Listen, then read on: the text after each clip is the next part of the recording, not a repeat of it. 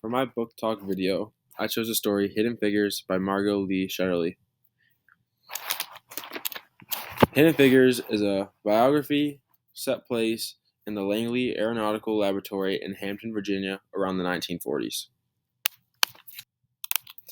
To overview, the book discusses the three lives of women trying to make their way through the ranks at NASA. The story is set during the civil rights movement and space race and creates an idea of how times were for black women during this period. Racism and sexism play a huge role in these women's lives, creating obstacles in achieving their goals.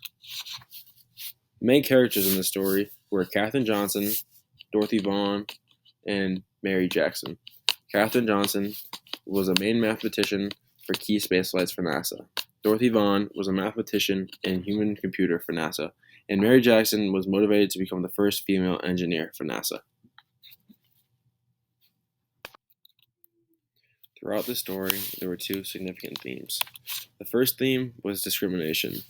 Throughout the story, each of the three women faced discrimination due to their gender and their race, causing them to bend but not break and become even more motivated to be successful.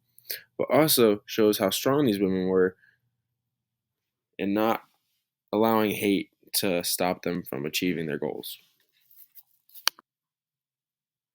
Another theme was hard work pays off. The author writes about the obstacles each woman had to face to get to where they were today, and how they wanted to continue to climb the ranks and to prove everyone wrong. Key passages.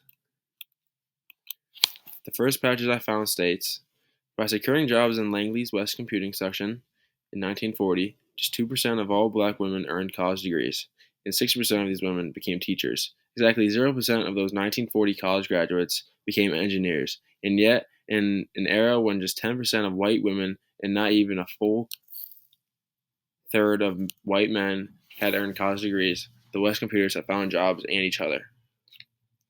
This is impactful because it shows that Dorothy Vaughan knew how fortunate she was to be in her situation, but she wanted to become more and make history in becoming the first female engineer.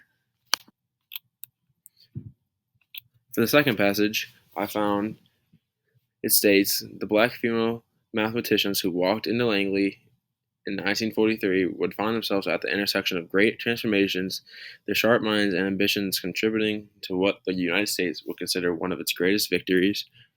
But in 1943, America existed in the urgent present. Responding to the needs of here and now, Butler took the next step, making a note to add another item to Sherwood's seemingly endless requisition list, a metal bathroom sign bearing the words "Colored Girls." The significance in this quote shows that even though they are surrounded by brilliant minds, racism was still a huge problem, causing separation within the country. And it showed that they couldn't escape discrimination wherever they went. In the last passage I found, it states, as fantastic as America's space ambitions might have seemed, sending a man into space was starting to feel like a straightforward task compared to putting black and white students together in the same Virginia classrooms. And I see this as being one of the most impactful quotes and one of the most eye-opening, and realizing that happened before before people were put in the same classroom.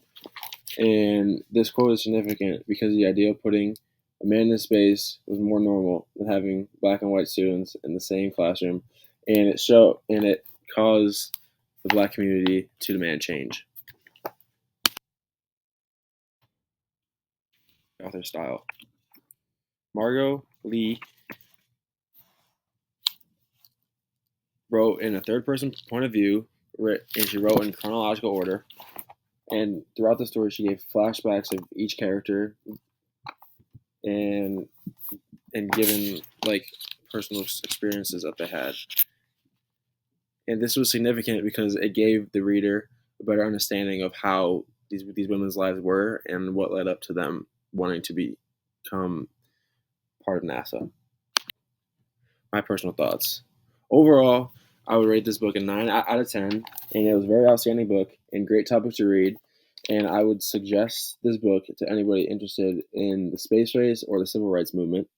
And I chose this book because I've always been interested in this topic, and I've also learned women about these women in my past classes.